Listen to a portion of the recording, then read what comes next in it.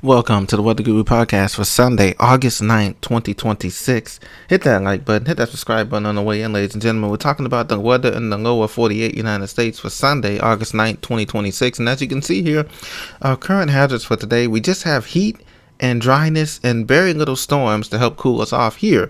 This pattern is going to last until at least Thursday of this week here, ladies and gentlemen, for the southeast, northeast, mid-Atlantic, and also out west. And these storms continue. So we have out west first. We have the purple and fuchsia here. This is a red flag warning. All these include the Grand Canyon Rim Country into the Inland Empire, up through Nevada, Las Vegas, and into the northern canyons of Utah, into the Central Valleys. We have heat advisories in orange all through California. This includes San Diego, LA, Oxnard, California, Santa Barbara, up into the Bay Area as well, Vallejo, Sacramento, places north of the Bay Area too. So those also are going to be continuing to be coming to as well. And then in the middle of the country, we have heat advisories in orange. This includes Oklahoma City, Tulsa, Kansas City, Missouri, St. Louis, Missouri, Champaign, Kankakee, down toward Paducah and Memphis, Tennessee as well. Heat advisories in effect for that area. A brief dense fog advisory as you leave the Memphis area on I-40 toward Jackson, Tennessee, and Covington, Tennessee. There is a brief dense fog advisory through this morning here, so be very careful in the morning hours if you're heading out to church or just going some shopping on this Sunday morning. Looking at the outlook, like I said, the climatic outlook for the next couple of days here is going to be hot, but we get a heat retreat starting on Friday, August 14th of this week for the Northeast, the Great Lakes, and the Upper Midwest. You're going to be much as 5 to 10 degrees below average here for places like Pittsburgh, Cleveland, Detroit, up into northern New Jersey, the Catskill Valley and the Hudson River Valley, up into northern New England as well. So that's going to be a nice break for you, as well as the central part of the country too as well. It's going to get a nice little break. Heat remains though in the southeast. Temperatures will continue to be high and hot this coming weekend, to prepare for that for Friday, Saturday, Sunday. It's still going to be 5 to 10 degrees above average for places like Dallas, Fort Worth, Alexandria, Shreveport, New Orleans, Biloxi, Mobile, Pensacola, Tallahassee, Jacksonville, back into Atlanta, Birmingham, and Huntsville as well.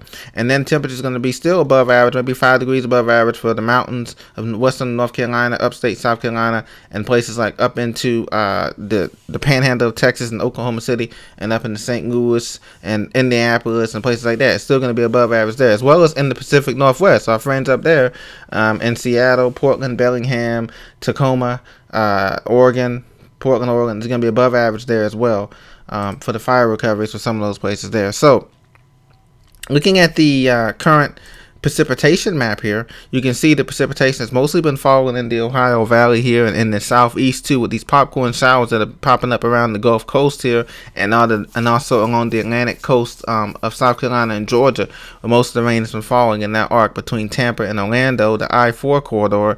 They picked up between 1 inch and half an inch of rain, but most other places have been starved for rain here, as you can see, especially in the Texas area, in the Upper Plains, and in the Intermountain West, as well as the West itself, in California, Oregon, and Seattle. They've been starving for rain this past week or so here. And so this will continue on Sunday, August 9th. The majority of precipitation is going to be, today is going to be limited to places like Miami, Fort Lauderdale, West Palm Beach on that side. Just a few popcorn showers that may pop up during the day. Otherwise, it's going to be a pretty dry day. National Hurricane Center is heating up. Things are heating up as we head into August here. You know, the peak of the hurricane season, is mostly in September, from mid-September to mid-October. And as we know, that's the peak of the hurricane season. So right now, things are heating up here as the Saharan dust layer retreats out of the United States.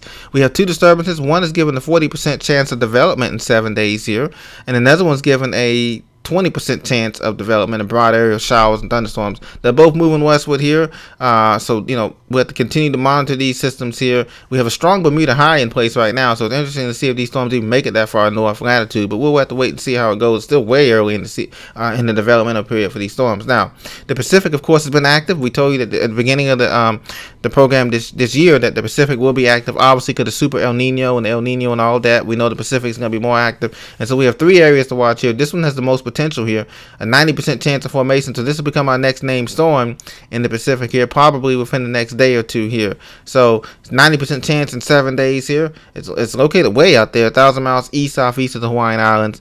So conditions are favorable for more development, with a tropical depression expected to form in the next couple of days here as it continues across the Central Pacific. Now in the East Pacific, we have this storm, the next disturbance behind it, a couple hundred miles east of it, and this will be giving a 30% chance in 2 days, and then in 7 days a 60% chance. There's another one that could be developing too, and then one behind here is just an area of patchy showers southwest of Mexico, well offshore, a couple hundred miles southwest of the Cabo San Lucas. This one is given only a 10% chance, so this one will not as confident as a National Hurricane Center, so it probably will end up dissipating or being absorbed into going into cooler waters where it's just going to dissipate basically. So we have 2 storms to watch in the Pacific, 2 areas to watch in the Atlantic. So things are heating up in the tropics. Always have a plan. Always can carry emergency food, 3-day water supply, and your flashlights, and you also carry your battery powered radios to get the updates from the official channels, National Hurricane Center here. So this is what's going on weather-wise for the lower 48 United States. Not much is going to be heat. Heat will continue, ladies and gentlemen. Like I said, heat will continue not just for today, but it will continue for the rest of the week here until Friday, August the 14th, this coming Friday, where we have that pattern change for the Great Lakes, the upper Midwest, the Northeast, and the areas in between the Ohio Valley. Elsewhere, it's going to be continue to be warm, and this has been a hot summer overall for majority of the country here, and so we just have to wait and see how things play out later on this summer here. Okay, take care, blessings, have a great day, and I'll see you in the next episode. This is the Weather Guru signing off. Take care.